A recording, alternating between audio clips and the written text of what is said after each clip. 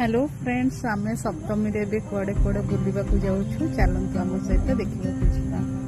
fast आसलु आम sector 7 रे पेंडाल देखापी देखु पेंडाल किसी एमती होता ये माँ भी वीडियो बहुत सुंदर होती माँ तापर ये छोट मेलाटे पड़ता ये आसिक मथुरा केक खाईलु ये फांका थिला सप्तमी दिन से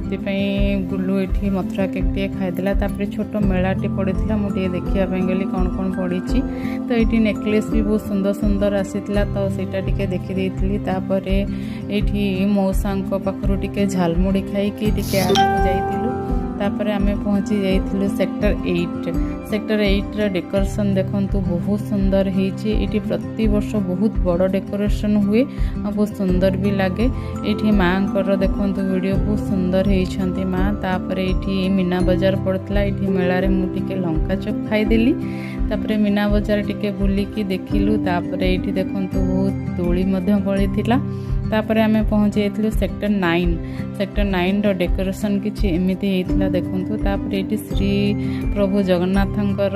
श्रीमंदिर मॉडल बना होता ये माँ देखु